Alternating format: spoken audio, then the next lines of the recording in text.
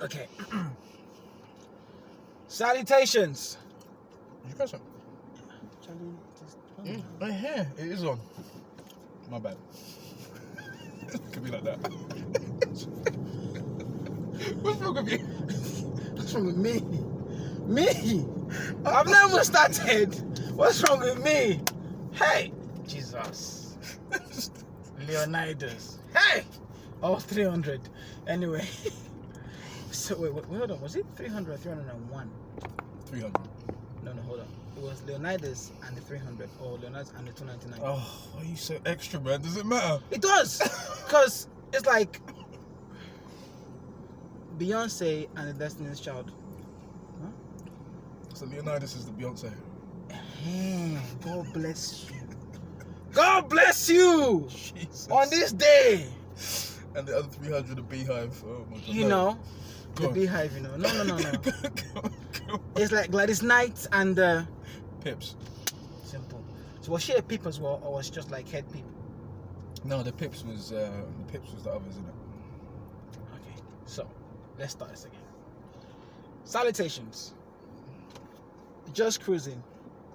Episode 10. Kevlar Kess, Dr. Love.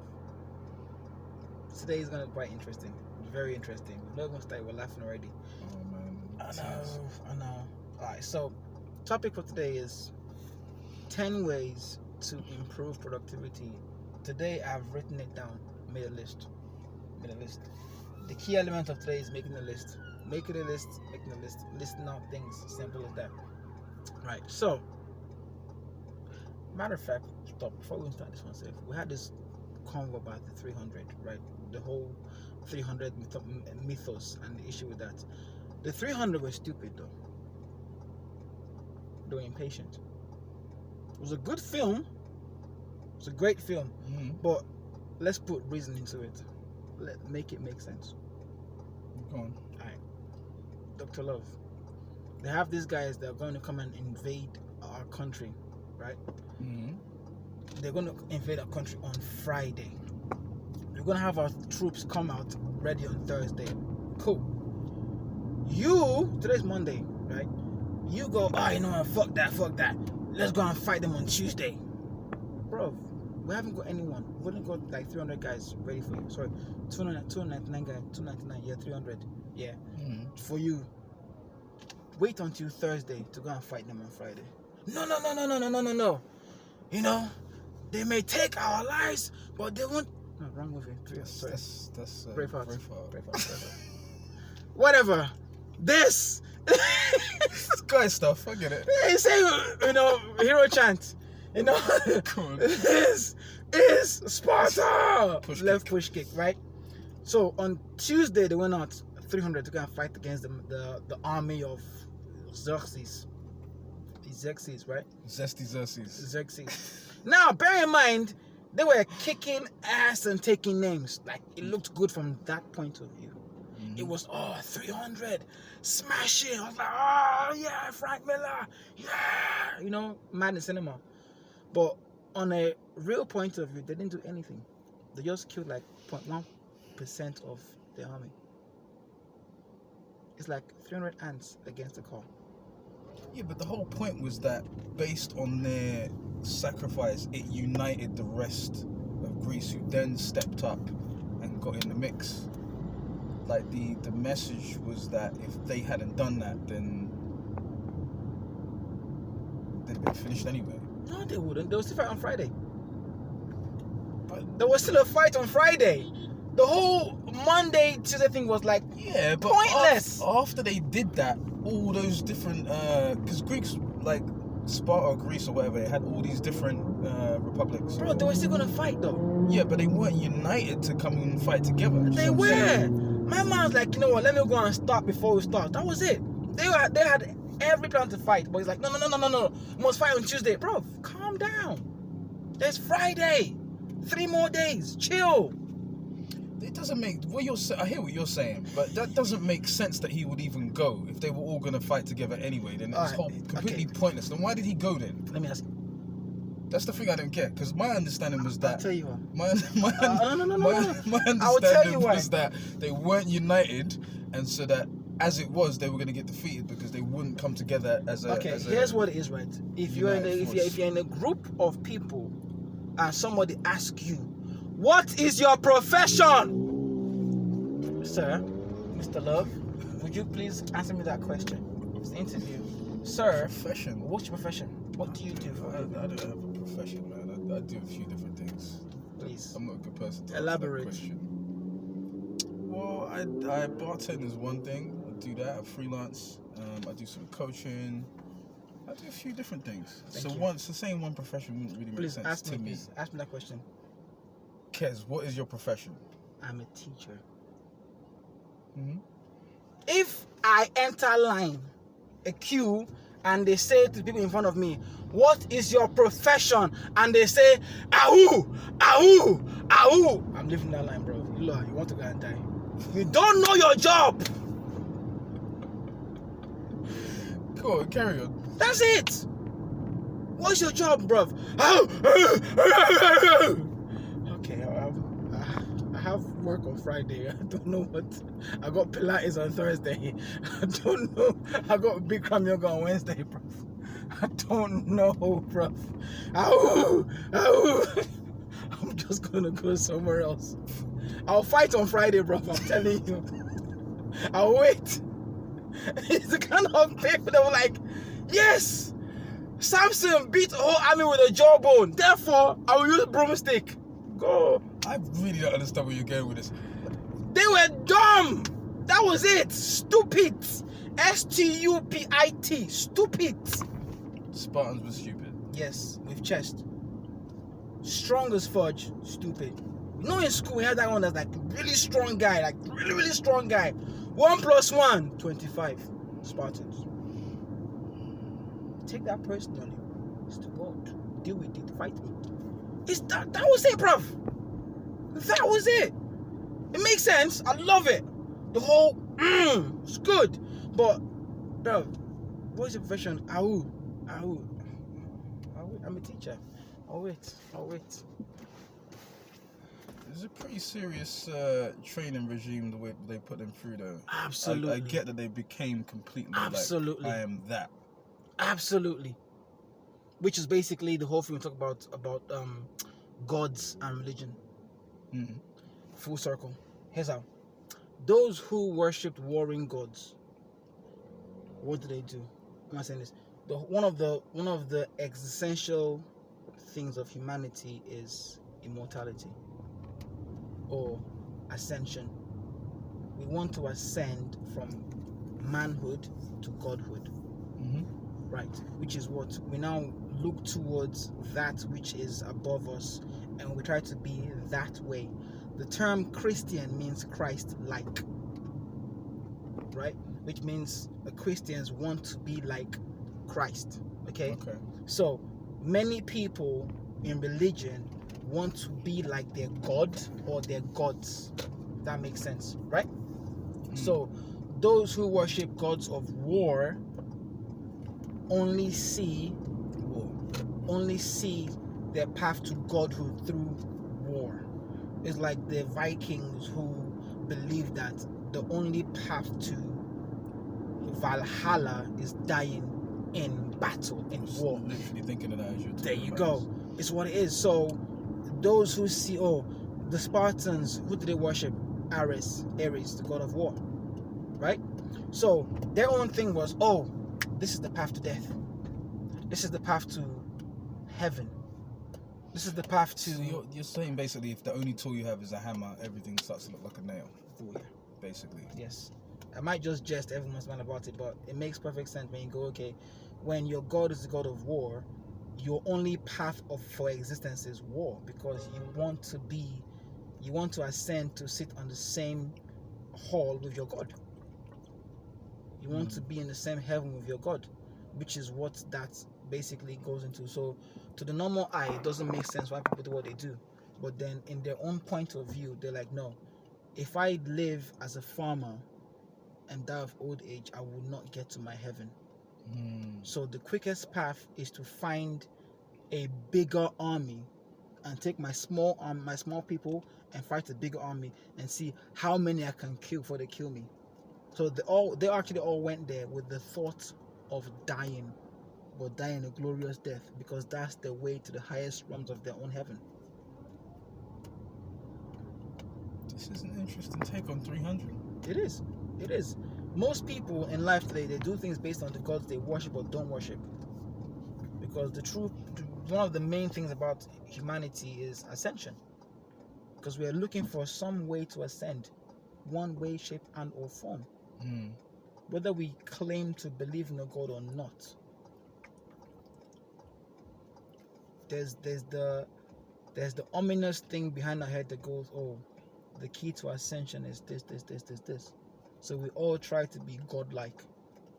So those who worship a good God try to do good. All their life. Those who worship a God of wrath and vengeance only see vengeance and wrath as their ascension. Nothing more.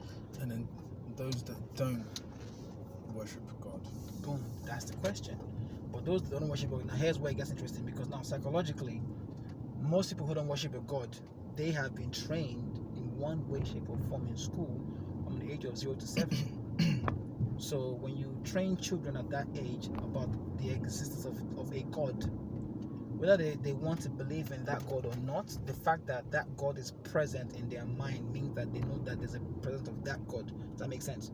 So there are many gods out there that you don't even know their name or their existence.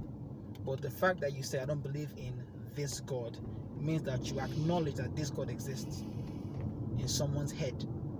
You see how it twists, right? And then you realize some people who don't believe in a God, when they are put under stress and or duress, what's the first thing they say? I think that applies to most people. Exactly. But what happens when they put under a kind of duress? They go, oh God, help me. Oh Jesus, help me. And I go, it's interesting how these extreme situations, it's like at a certain level, it's like that's the only thing you can do, or the only word.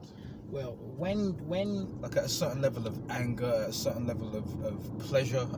Pleasure, anger, death. Do you know what I mean? Yeah. Why pleasure? Pleasure, okay, I like you said that pleasure. The pleasure was interesting, man. Two things that are very interesting is life and death. They're constant. Two of the strongest energies in the world are life and death, because you can create life or you can end life. And those two points in life and death is when there's the presence of something else. Because you create life, there's the explosion, there's the joy of creating life. It feels otherworldly. And then where's the fear of death, the near-death experience, again, it also feels otherworldly. So at that point where you feel like there's no way you can help yourself or nothing can happen to you, that's fear. You go, oh God, help me. It's a reality. It's our reality. We just gone by everything else but talk about productivity. Be productive. Get back on top. The irony of life. I love it. But I had to give you that skit. It had to come out. I had to lead into the religion by joking about 300 first. Yeah. Now, here's what I like to do. So for our 10 ways to be more productive.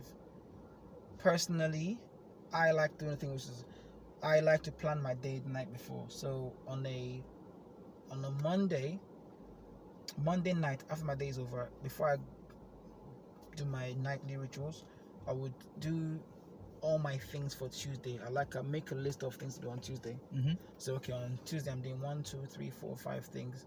I would make a list of what I'm doing on Tuesday. I would even get my clothes, what I'm gonna do for Tuesday, ready up and just there. So okay, I'm wearing this tomorrow. Nice. I'll sort this out. So tomorrow morning I get up, I don't worry about the small stuff. I just do what needs to be done. It's interesting, I find, because in the morning your brain, well, I don't know about you, but in the morning my brain takes a while to kind of warm up. So the less stuff like that I need to think about, like what am I gonna wear, and all the other stuff, it's just easy when it's all set up. Me in the morning, George A. Romero. It's like my IQ is just like Land of the Dead. I can't even spell IQ. Take care. Spell IG. In the morning, I wake up in the morning, I'm like, I'm gone. I'm done for. In the morning, I'm just like a shambling zombie. I'm talking about 70s old school zombie. Like, you can just walk past me, I can't catch you. Like, ankles ain't moving, knees stuck, hips don't lie, just. Guess. That's me, bro. That's me. Done. For the first half hour, and then you just throw coffee at me. I'm like, oh, bless you. Go, coffee. Back again. Standing. But first half hour, you're right, bro. So I do all that the night before, so I don't worry about the morning thing. My brain just doesn't work. Mm-hmm. Yeah. Even though I say I'm a morning person actually, but I'm a 4 a.m. I'm up, 5 a.m. I'm awake, 5:30 I'm good as gold. The first hour, nah, mate, you can't catch me. Forget about it.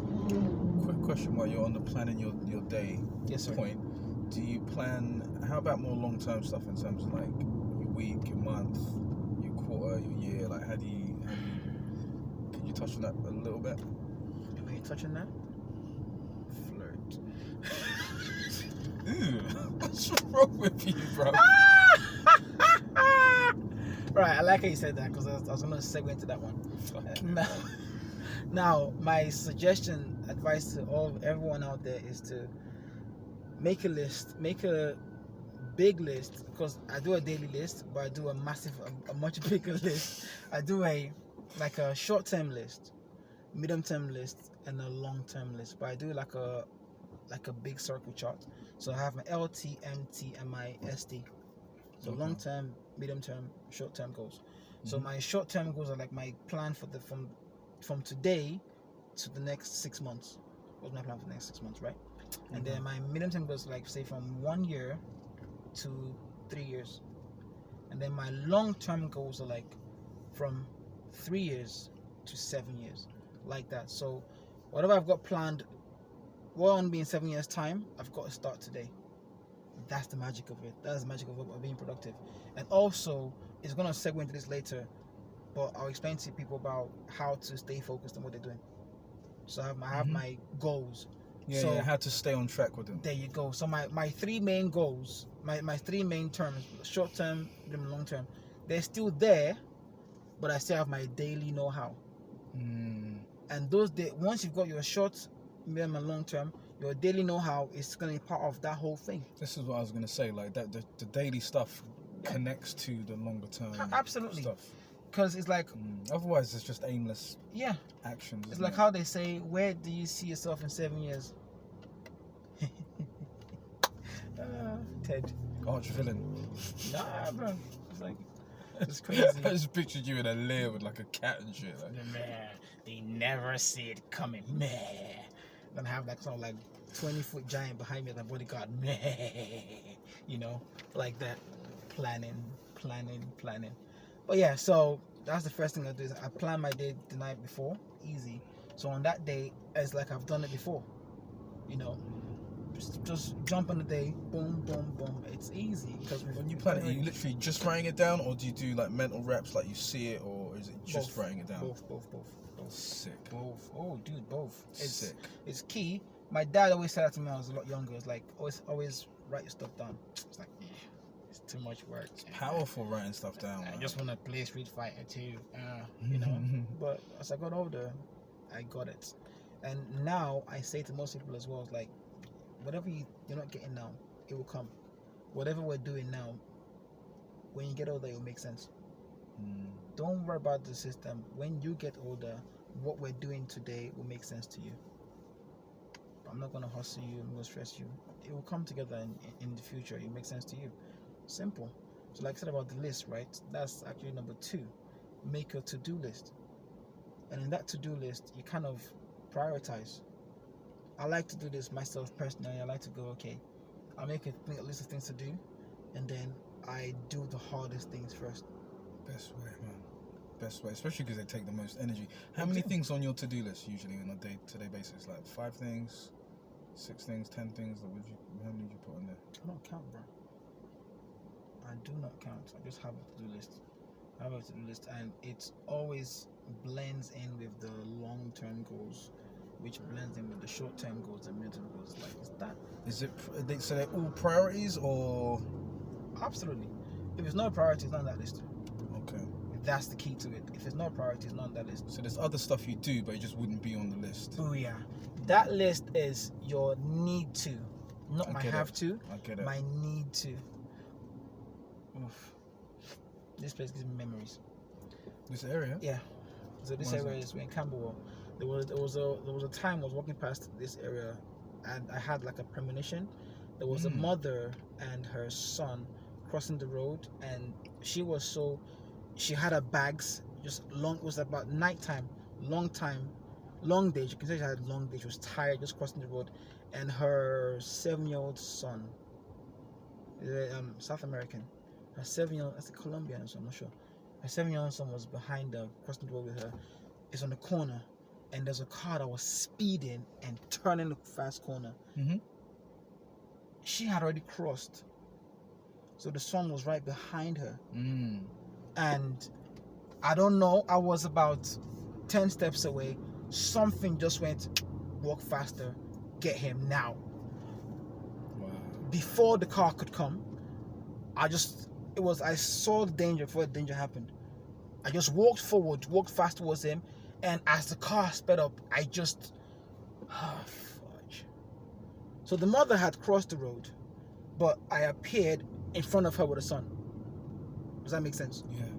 That whole anime save, just there. The mother had crossed the road, and the son was behind. Next thing, I just went boom in front of the mother, holding the son like that, and the car just poof. Crazy. Yeah. Then the adrenaline hits you afterwards. Nah, man, it was really emotional because she was just crying. No espadadas en inglés. I was just speaking Spanish to her. It's like, lo siento. I'm like, it's cool. It's fine. Just like that. Boom. Crazy. I know. When you're in tune, man. When you're in tune. I don't know why. It was right day, right time, right moment, Right person. If I was 1 second slower, someone's future is gone. It's crazy, isn't it? And you can tell the way the car skidded across, it was not going to be I just bumped him across. That's mental. It's crazy how life orchestrates these things sometimes. Man. I know. So number 3, start your days early. Yeah. So you make a to-do list. Number 2, I said to you. Number 3, start your day early, because again, it goes with the prioritizing, right? Doing the most important thing or the hardest things first. Because once you start your day early and you do the hardest things first, the whole day, every other task seems simple. Yeah, you're just winning when you do that. Man. There you go. You know, when you do the first, say if you're doing the easiest task first, you're gonna procrastinate. Yep. You procrastinate. You leave it on to later. Say yeah. I'll do the hard one tomorrow. No. Do the hard one first. Once you've done it, every other thing seems easier. And what you do from then, you start to add on to your to-do list. You start to go, oh yeah, I've done the hard one. This is easy. Some people, like, you know what, as weird as it is, I am actually an extroverted introvert. Is that weird? I can talk all day, but I don't like talking. I know, it's weird. It's like just weird. I can talk all day, but I don't like phone calls. It's like, just text me, don't call me. It's like, I'm tired. You know, like that. It's just me. It's how I am. Just how it is. So, yeah. Start your days early. If you start your day early, what time do you normally start your day, David? To be honest with you, it's been all over the place with the work I do. But recently, it's becoming early. I've been able to find more shifts where I'm finishing at more reasonable hours. So, at the moment, I'd say maybe 9, 10, something like that. You start your day at 9. Something like that. That's nice. But I've been, like I say, working nights. Sometimes it's rough. Like you get home late and then you kind of need to wind down. Yeah, sometimes a little earlier. Yeah. days are always early. Always early. I think I start about 5. If I have a line, it's 5:30. I start. If I said 5:30 with a lion. Yeah, what time do you go to bed? Here's the question now. That's a good question. Yeah, I should be going to bed really early. Really early. That's what I'm saying. Because I need to have my circadian rhythm, my 10 p.m. to 2 a.m. sleep. It's very, very important. You should be having that. But, it's part of the whole process. You get used to waking up early in the morning. Even if you go to bed late at night, you still wake up early in the morning. Which is the way it is. This is the way. So we start our day early. Before you realize it, your day is almost done. But you've done so many things in a day. Like for me personally, because I'm starting at 5:30. By midday, I've done so much. By 12 noon, I've done a lot that, let's go. It's not for midday yet. I've done a lot. I've made phone calls, emails, meetings, checked on people, built things, created things, done a lot of things. And I will tell you how to do it as well. So it's fine. It's coming. It's coming down the path. So yeah. Now, how I start my days early and I do a lot before midday is simple as this. I don't count my hours. I make my hours count. That's number 4. Make your hours count. Don't count your hours. That's so important. People go, what do you mean by that? Well, think about it. You're doing so much, but you are not actually multitasking. Because when you're multitasking, you are giving so many things attention. You can't give one thing attention. So if I set a timer for myself and I go, okay, for the next hour, I'm doing just this. That's it. For the next hour, I'm doing only this one thing. When you are so focused on that one thing, you get that done in a shorter time. But if I'm doing 5 tasks in 1 hour, I'm gonna be, by the way, I would never finish the task. I'm just doing little bit. I mean, example, I've not seen you in 2 weeks. I see you today, and what did I show you? 1,000 things. And it's just like every small thing I've done, it's just, I've used 1 hour. That's it. 1 hour to do this. After the 1 hour, I wash my hands. Like I said, I'm done. Bounce. Oh man, I think that's so much more needed nowadays. It as is. Well, with it is. The distraction and tech and everything else. Yeah. So when I see people go, oh, I'm working too many hours, I'm like, doing what exactly? Are you working hard? You working smart? Are you just wasting your time? Because after a while doing your tasks, your brain gets tired. You're worn. You're physically, mentally worn. So I go, okay, I'm going to do an hour on this task, and most times I do an hour on the task, I actually get the task done in half an hour, 45 minutes. My brain is fully on that task. You've trained it to. I've trained it to be there, exactly. So in that hour, I do it. If it's too hard, I can't do it in an hour. Once that's done, I leave it, I move on, I refresh my brain, do something else for an hour. And then 6 hours later, I come back to that. So you do breaks? So you do an hour, then take what, like a break, or you just switch tasks? I can, if it's not mentally fatiguing, I'll switch tasks immediately. If it's very, very tasking, I'll take a 10-minute break. 10 minutes, maximum 15 minutes. Whatever it is, we're doing that. So if it's say 4:15 and I take a break for 15 minutes, that's now 4:30. My next task is 4:30 to 5:30. Boom. Blocks. I do that. When I do that, I focus. No phones on me, nothing on me. For that hour, no interruptions. we're just doing this. We're not multitasking. We're not on Instagram or Facebook. We're not on any media. We're doing this. So I tell some people when I'm if you call me and I don't get back to you, I'm working. It's not ignoring you thing. It's just that you need to learn to focus on one thing at a time. Focus on your priorities, which is basically number 5. You want to focus on your priority. If I'm doing a task and I'm on IG or I'm on Twitter every 5 minutes, I'm not focused. If someone is working with you and they're on IG, on Twitter every 5 minutes, you have got to set that boundary and say you need to cut that out. Love you, but for the next hour, we need to focus on this task at hand. Otherwise, there's no point in me being here. That's it. You set your shit straight, you're good as gold. We do that, don't we? We have this urge. I need to. No, you don't. You don't need to. You want to.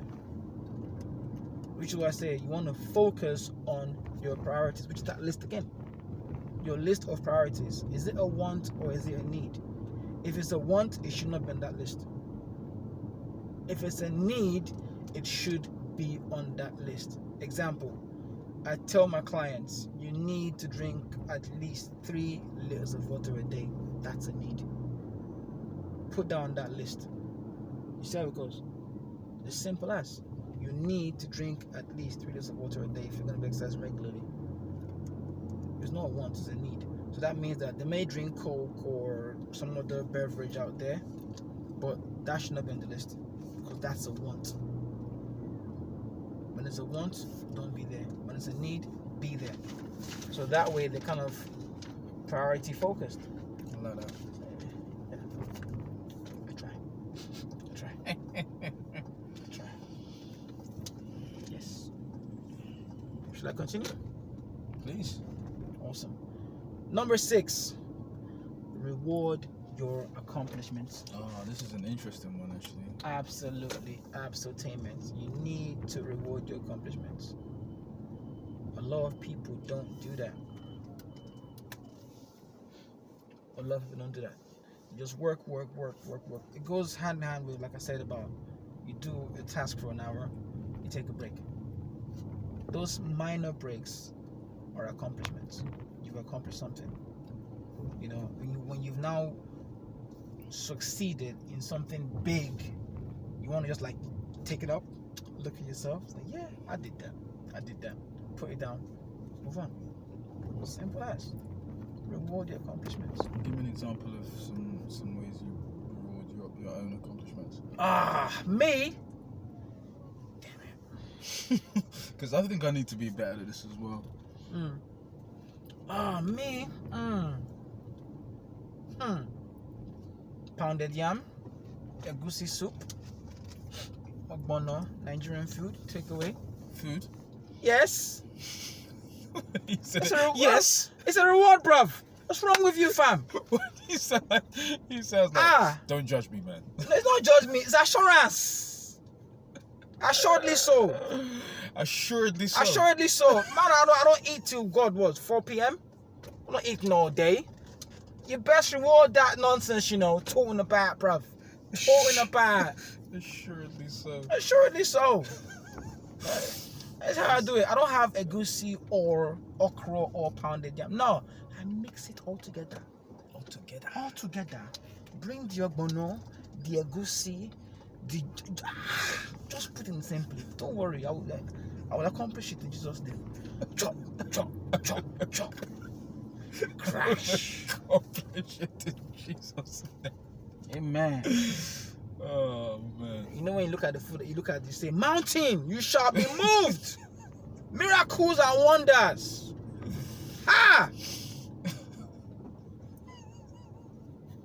The epiphany, the concophony, the concombility. What's wrong with you? Making up words now. Concombility. My chest. Man. So that's so basically I have my small rewards. I just sit down, it's like, okay, cool, I accomplished this, thankful. Because we have the short term, medium term, long term goals. It's an accomplishment, but I have to take like time back and say, okay, good, you did that, excellent. So I just go on my board, just swipe it. Now, I'll tell you all this, but since you're laying in my house, you know, in my bedroom, none of your business. It's my business. That's what I do. On my walls, this is also about the priorities and focus and priorities. On my wall, I have no photos of anybody, anything. No. On my wall, I have my charts. I have my short terms, medium terms, long terms, all on my wall. It's not on a book. It's not in a pad. It's something that every morning when I get up, I see it first. That's my priority. Every morning when I get up, I see it first. Every night before I go to bed, I see it last. I stand there, I look at it. And the things I've accomplished, I take my pen, scrap it off. That's it. My accomplishments, I take my pen, I scrap it off. That's how I celebrate it. Because it's a lot more. You don't have to have a massive celebration. That's personal. Just acknowledging it, yeah. That's what it is. Just giving yourself credit. You need to give yourself credit. To go, you know what, you did a fucking good job, mate. That's for you, for yourself. Don't let anyone else give you that credit but yourself. And no one can take that from you as well. You see on your wall, that's your list. You scrap it up like that, boom, I did that. So it's still on the wall, don't take it off. So in the morning you get up, you see that, okay, I've done this. I've still got this to do. Boom. Nighttime, I did this. I've still got this to do. So your to-do list is in your pocket. Your short-term, medium-term, and long-term goals should be on your wall. That's your priority. That's your focus. Yeah, reminds me of James Clear. We spoke about the first rule of building habits is make it visible. Exactly. Make that visible. So it becomes like a cue. Which also segues to number 7. You see what I did already? See how I set the whole thing up? Number 1, plan your day before. Just go ahead. You're welcome. Go on. Yeah. Number 7, and I mentioned this a while back. I said to you, keep a pen and notebook always. Pen and notebook, pen and paper, whatever it is, you need to have a pen and paper. Don't tablet it. Don't put it on your phone. Don't text yourself. You want to visibly, visually, and physically write it down. Whatever you're thinking of doing, write it down. Put it on your person. Put your paper, your pen right next to you. Always have it on you. So when an idea comes in, and guess what? An idea would come in and it would go past you. Here's the thing. An idea would come to you. If you don't hold it and write it down, it's going to go to someone else. Don't hate. Appreciate. An idea would come to you. If you don't hold it down, it's going to go to someone else. We have a grid. It's a human grid. It's like an internet. Everyone is connected. It's a mental thing. If you don't know about it, look up the 100 monkey rule. Look it up. Okay? There's a reason why one morning every single tribe in the world woke up one morning, and for some reason everyone on that same Monday morning could build a bow and arrow. So yeah, let that sink in. Take a pen and paper and keep that with you at all times. When an idea comes in, write that down and write the date as well. Write the idea, write the date. If you got plans on something, write it down, write the date. And if you want to, if it's that important and it's a need, you take that and put that on your short, medium, and long-term goals. You put that up there. It's as simple as. If it's that important, you put that up there. If it can't be accomplished in a year, you put that up there, and you gradually get your way to that position. The difference between letter writing and emailing is there's no energy in the email. It's different energy when you There's write. energy in the writing. It's funny too, because people see me with notepads sometimes. They'll be like, like I'm some caveman from a different time. Yes, but you are. It hits the brain in a different way when you actually are absolutely write. a caveman. You are Neo there, Agent Smith. Agent Smith sees Neo as the caveman.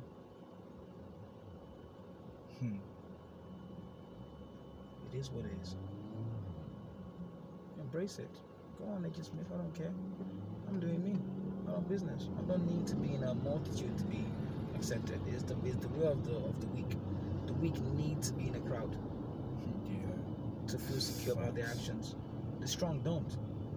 Strong don't need a crowd. It's like, yeah, fine, I'll do it myself. If you don't like it, go. If you like it, stay. Either way, this what has to be done. That's a reality. But we don't talk about this. It's okay to stand alone, to focus on your priorities and goals, because the same people who are telling you to not focus on your priority and goals, when you leave that, they're going to say to you, oh, you should have done this. Oh, why did you listen to me? Really? Like, really? It happens all the time. So, do you, be you, focus on being the best version of you. It will grow. It will accomplish something. It will, you see it will happen. One thing I worry about is, one thing I found hard in the past was delegating and outsourcing. Which is number 8. Number 8.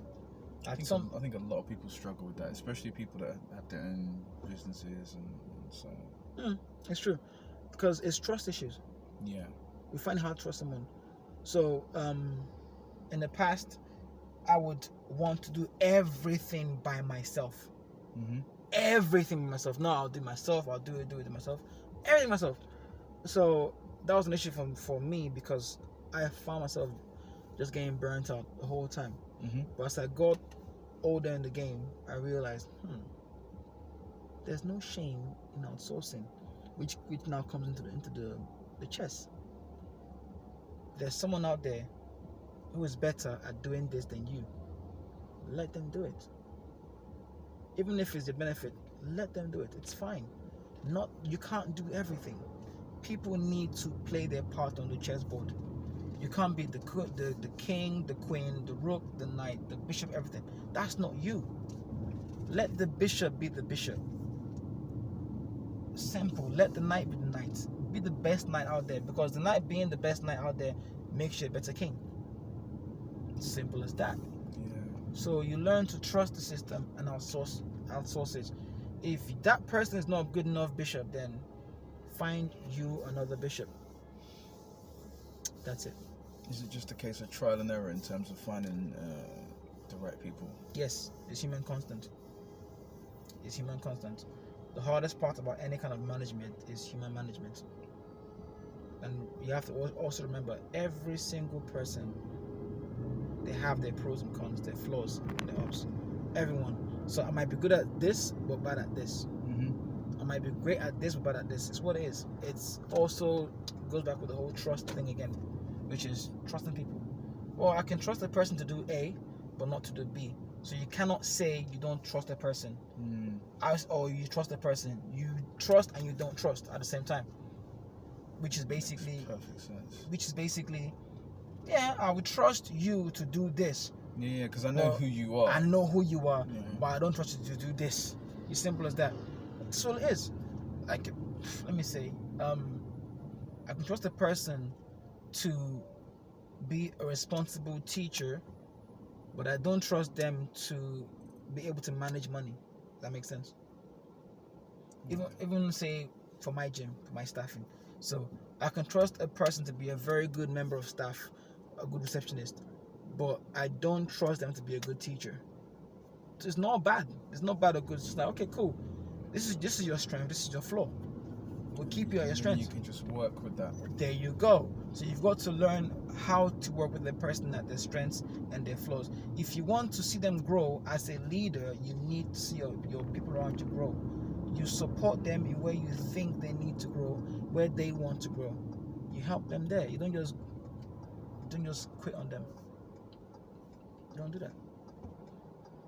Because that's the thing about leadership, is that you want to get people to come to you and leave with themselves feeling better, doing better, knowing that they've actually become 1% better. Again, full circle.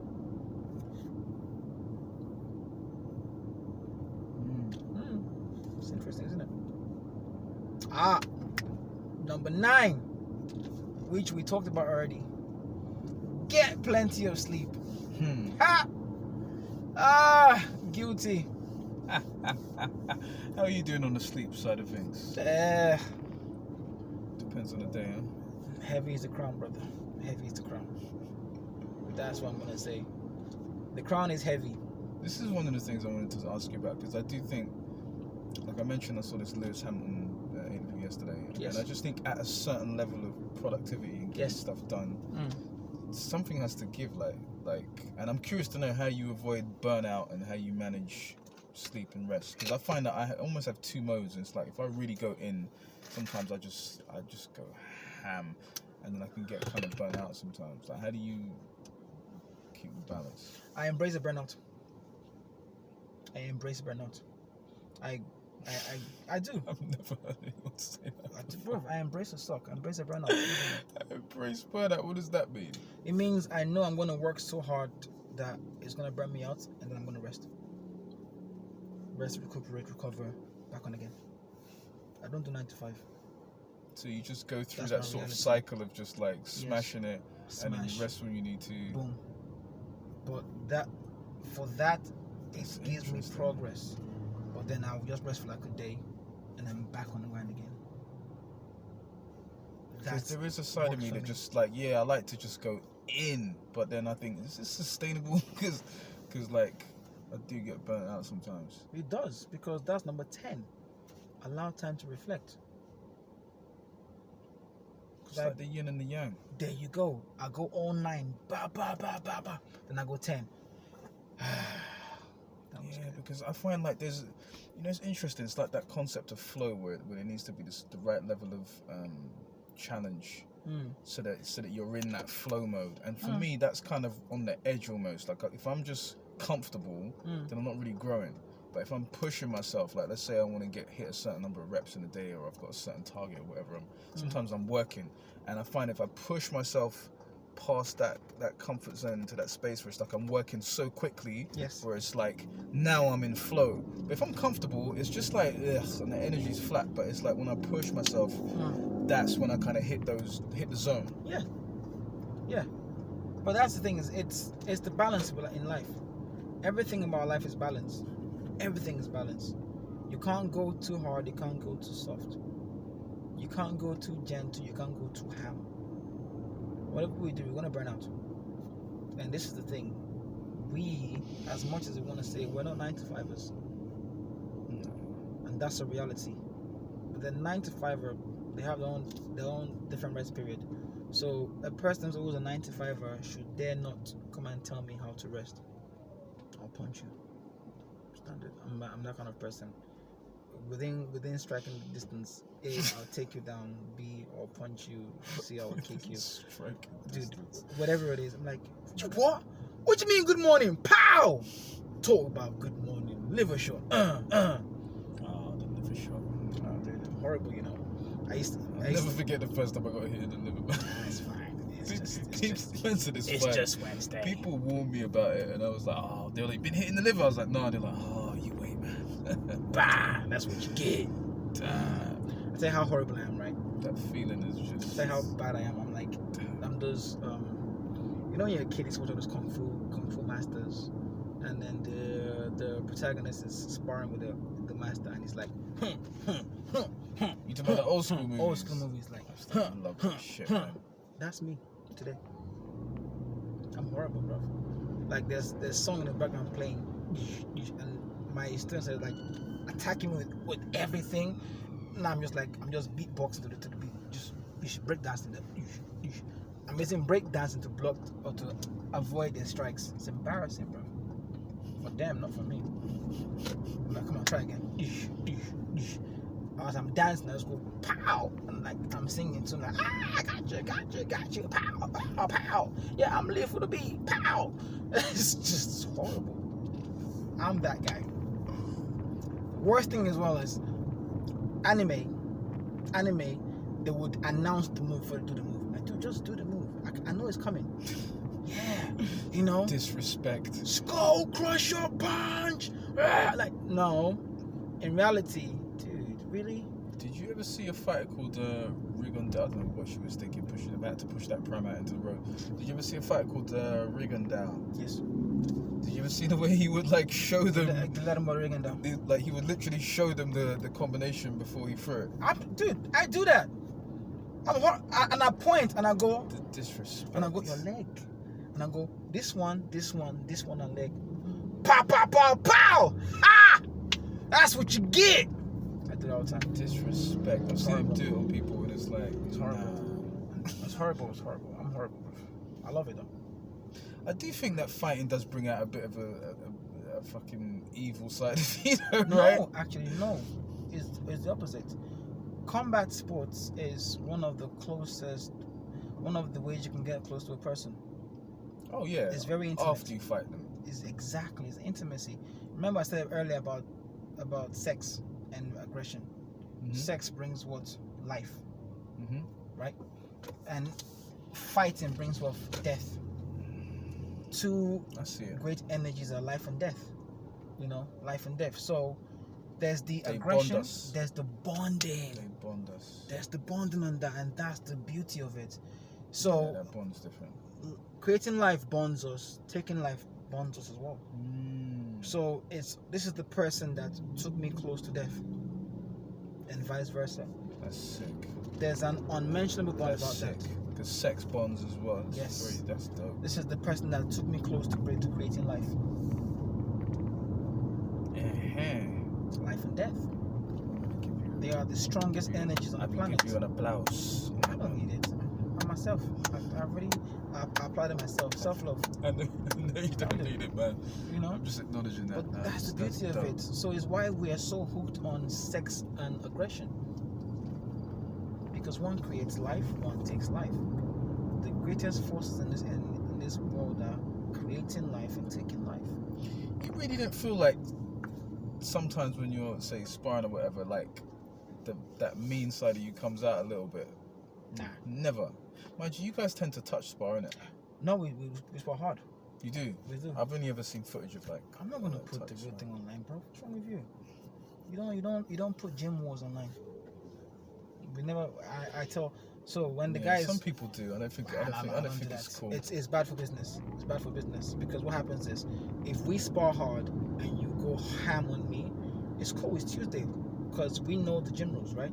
But if it is seen by strangers outside, that hurts my pride and ego. And the one thing about people, I say men in general, is a man does not want to feel disrespected. A man does not want to feel disrespected, which basically means that even if you don't intend to disrespect him, a man does not want to feel like was that disrespectful. So I post flow sparring and gentle sparring. I do not and I will not post gym wars. Don't do that. It's not for the public. Something I've seen recently which I don't like as well is a lot more conversations about this happened in sparring with this fighter and that fighter. We don't do that. Like, No. Like, I don't do that. Like, we can this do is that supposed to be like a sacred space. Bro it's code. Like, It's a bro code, man. That's exactly it. It's like we're bro here. Code. We're sharing this space. It's our personal space. You know space. what I mean? It's not for you to say, oh yeah, he got beat up in sparring and he did this. Well, we can say that in the gym together. It's like, I kicked your ass yesterday. Yeah, to each God other. damn it, you did. I'm gonna kick your ass next 7 months. Watch me. Yeah, but it should not be for other people. That's snitch mentality. But I don't like that. I see that like, nah. I'm seeing more and more of it lately. I don't like it. Yeah, because you see that because of etiquette. You've learned to run without learning to walk. So no one taught you about being better. You walked in with pride and ego, like, oh, because you had money to pay. The coach said, okay, cool, I'll take your money. But they didn't teach you the basics. It's like, nah, you do not. For every way you go to, there's a standard, there's a code of conduct. There's a code of conduct. Facts. You don't do that, you don't belong here. No. As simple as that. Nah. When I post up the gentle stuff, I tell most people, like, when we're sparring, no cameras. The only person that can record is me and that member of staff. And that person knows not to post anything. Because when I'm teaching and one person brings a camera out, I flip out. You fucking mad, bro. Turn that shit off now. Boom. I flip my shit. Everyone knows that about me. I'm cool and calm, but I'm not nice. And that's the key to it. I'm cool and calm, but I'm not nice. The moment you cross the boundary, you see why I'm not nice. I don't care what it is. This is my house. I will not go to your house and diss your house. You don't come to my house and diss my house. It's as simple as that. Yeah. Oh, you're right. There's gym wars. Gym wars are good sometimes, but not all the time. Gym wars should never be posted. I saw someone on Instagram. They want MMA gym, and they always post up like gym wars. I'm like, oh, nah, man, don't do that. But again, your house, your rules, right? Ego. It's good for the 3 or 4 people, but you lose members that way. Wake up, man. Nah, man. A lot of humans today have lost their self-preservation. Yeah, the ones looking at the phone crossing the road. No, it's actually a real thing. It's a real thing. It's a real thing, because human beings today they've lost that ability to preserve themselves. Because too comfortable. There's no immediate death threat anymore. There isn't. So true though. There isn't. The danger's not there like that. Nah, it's not there anymore. Some people just until they see a blackface and they go, oh shit, my phone. Oh no, it's gonna steal my phone. Because you look like. Oh, am I wrong though? No, I know exactly what you mean. Exactly what I mean. You see when that fear is triggered. I know. All the time. It's not new to us. All the time. Well, yeah. I get it. But I am the danger. That's what man said in Breaking Bad. Bro, but the thing is, he said that in Breaking Bad, and we were already adult, and we're like, bro, we've been the danger. I'm like, yeah. When a man knocks, there's someone who knocks on the door, and you fear that. I open the door, and I see the danger. I am the danger. I'm like, bro, I've been the danger. I just picturing a cut to your face, just deadpan. Yeah, like deadpan is like.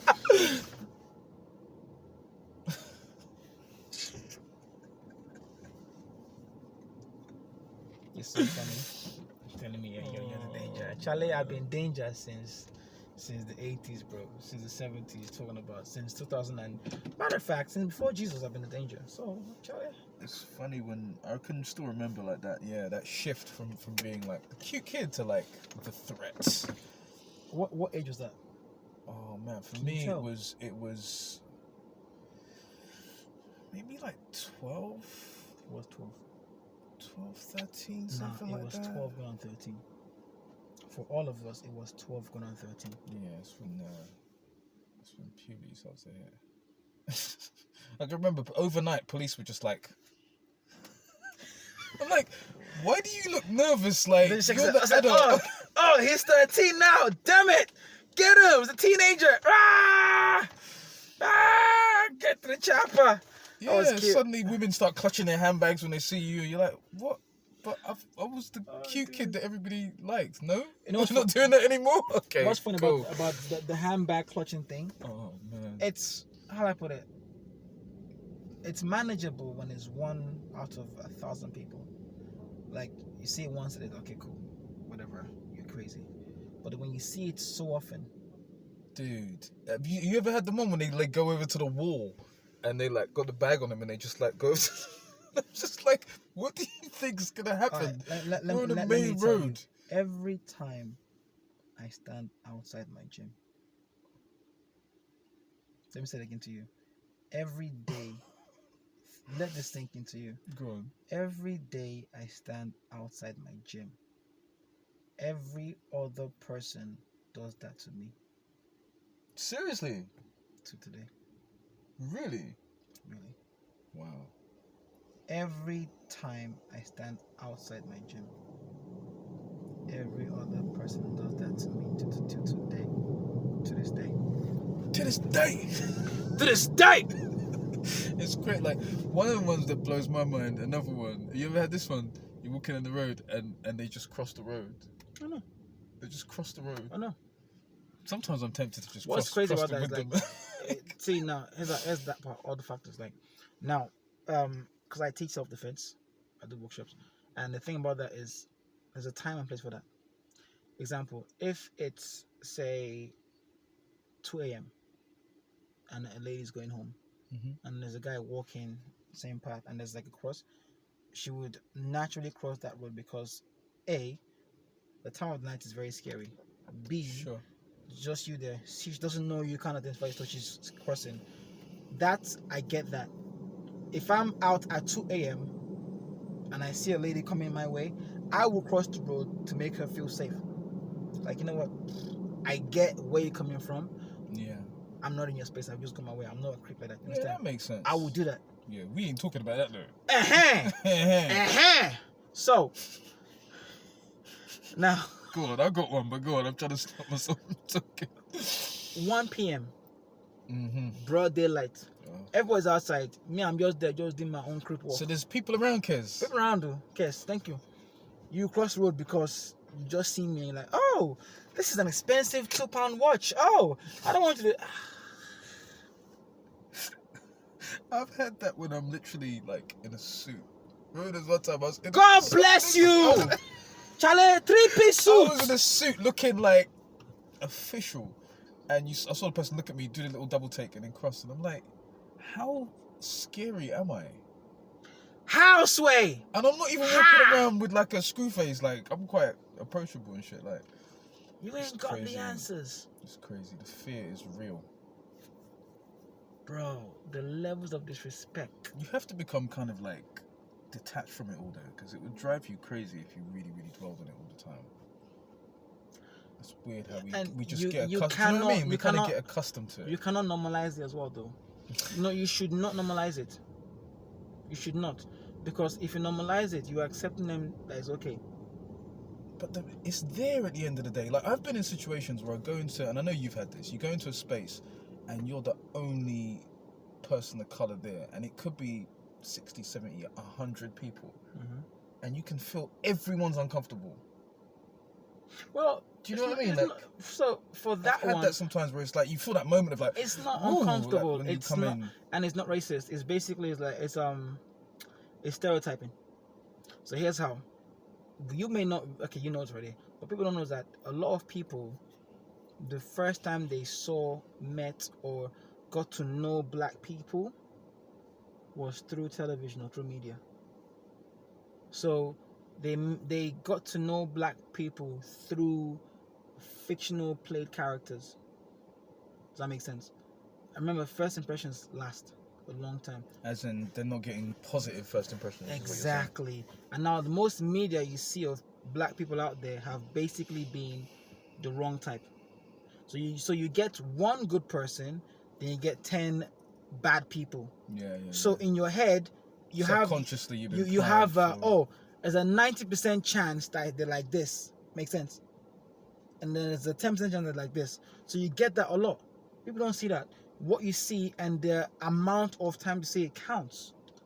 So if you see one good feed, but you see 4 bad feeds, there's an 80% chance that they're going to be bad.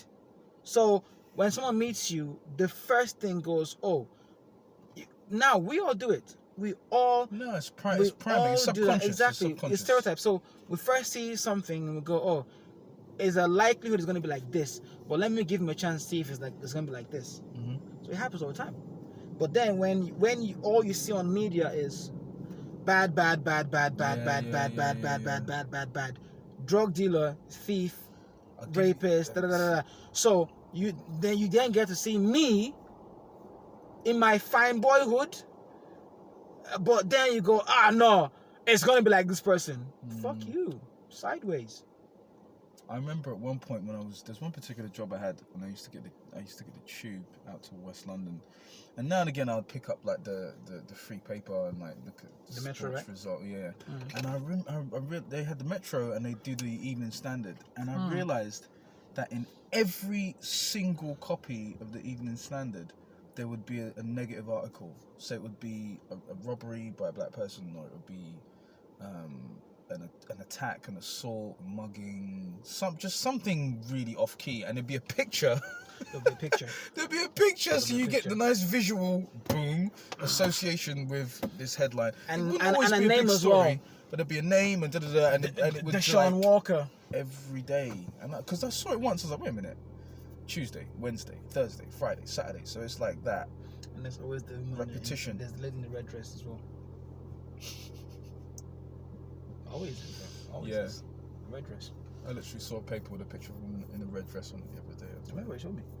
But that's what it is. So people just tend to stereotype you like that without even thoughts. It doesn't bother me like it used to. Like, I'm still sometimes like amused by it or whatever, but at one point it used to really. I don't know how to explain it. It's not that I've normalized it like this is cool, this is okay, but it is what it is. Do you know what I mean? And a lot of times when I engage with people, you can see their brains. You ever have that thing you're chatting, and you can see their brains going, "Oh, okay, this is not what I was expecting." You can see like the pennies dropping. Like, "Oh, you're intelligent." And You're actually not okay. a thief. You're actually not.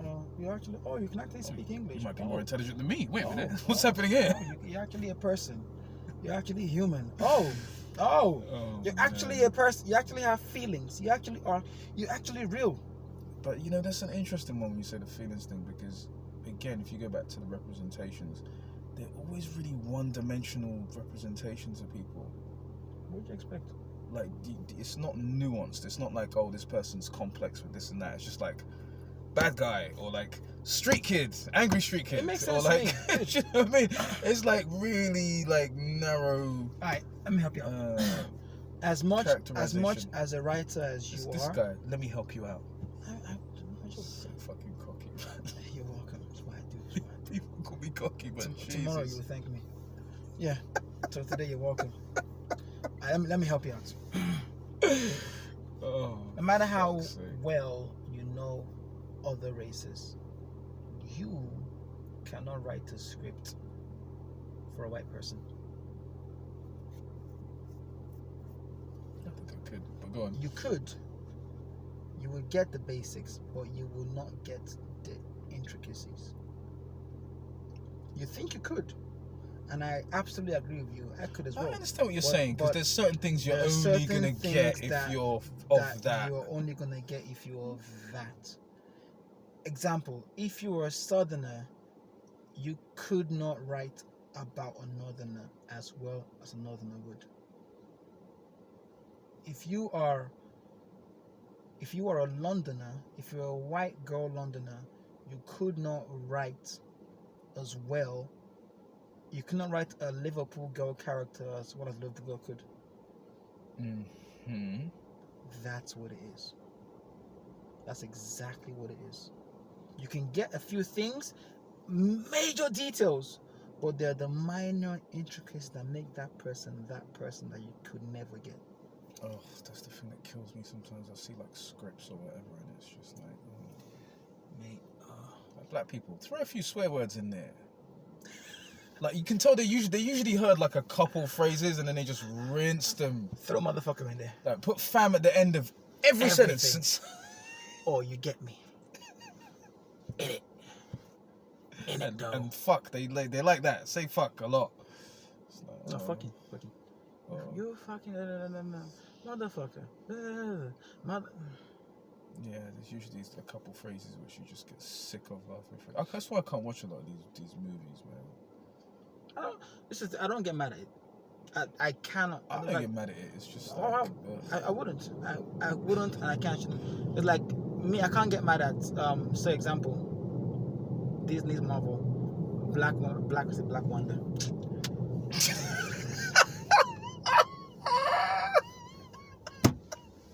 That's fucking hilarious.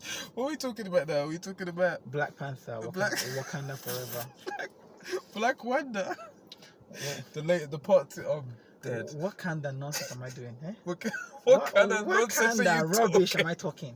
Hey, Black Wonder. The one inside Black Wonder. Well, technically it's Black Wonder because he ain't Black Panther, bro.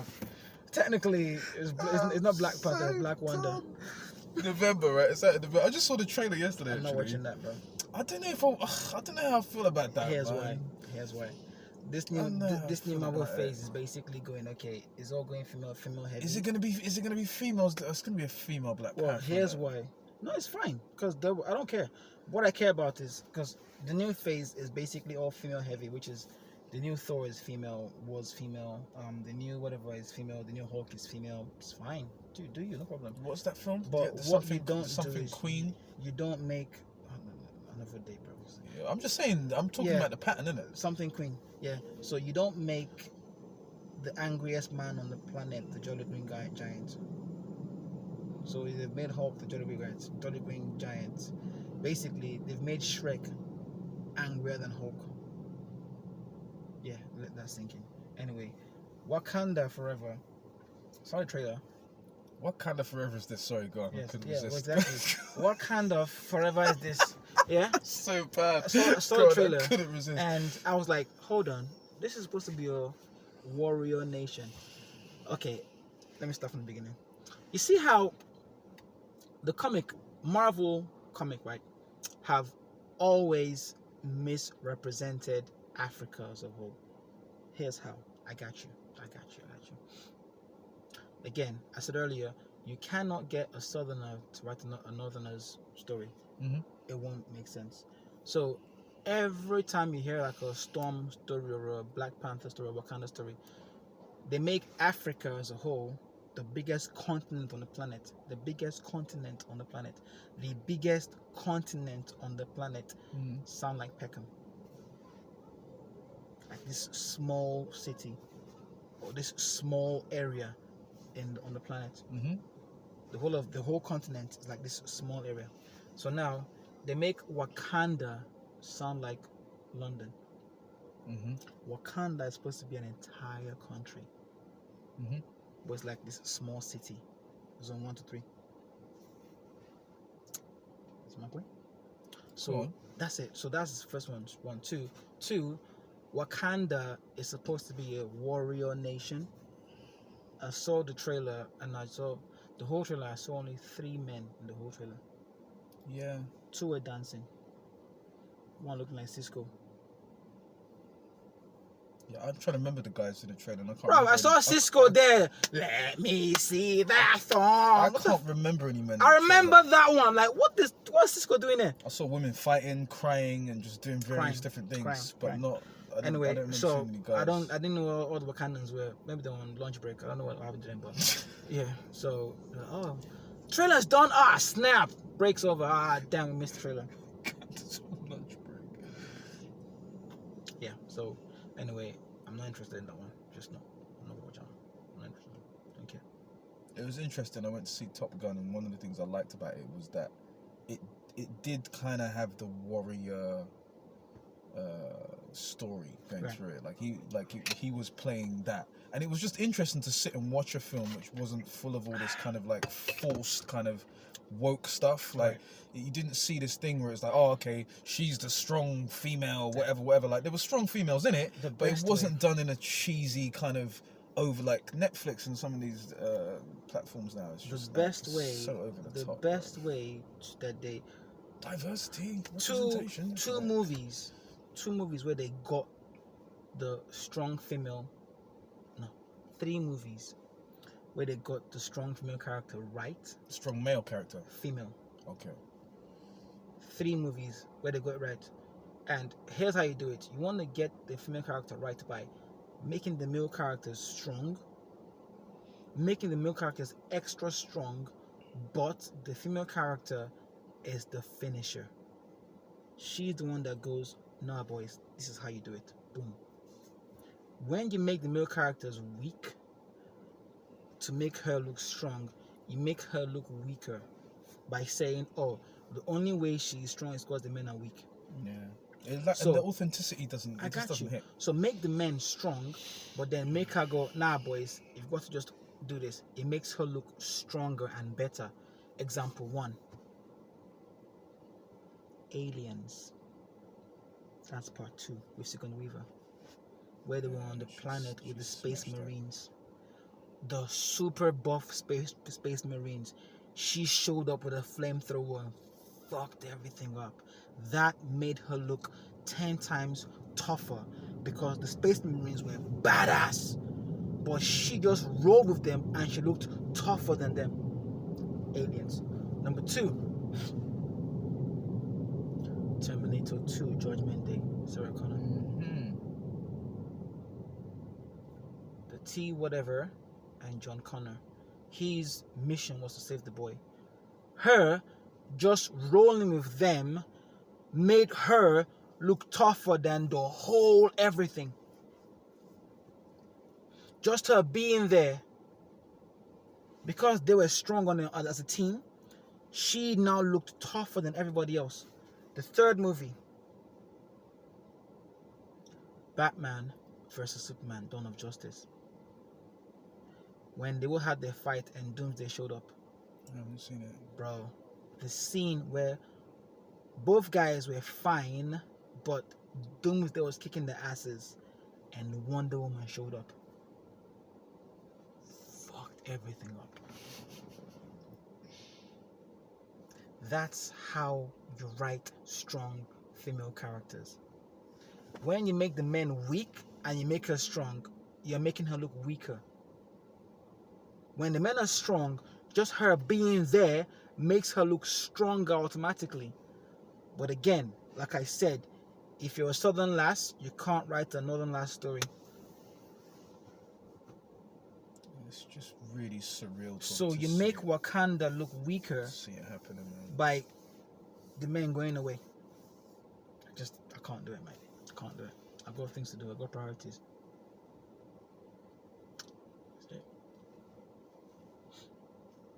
We done? We've been done like half an hour ago. Oh, we're still rolling though. I know. This is for the world to know. Blessing them with the content. Yes. Alright. Going away now. 10 things I said. I made a list, right? Made a list. Made a list. You're welcome. Number 1 was plan each day the night before. Yeah, you make a list, right? It's part of the whole thing. Number 2 was make a to-do list. Number 3 was start your days early. Number 4 was make your hours count. Don't count your hours. Number 5 was focus on your priorities, which is what? I'm not watching Wakanda Forever. Kiss my ass. It's not priority.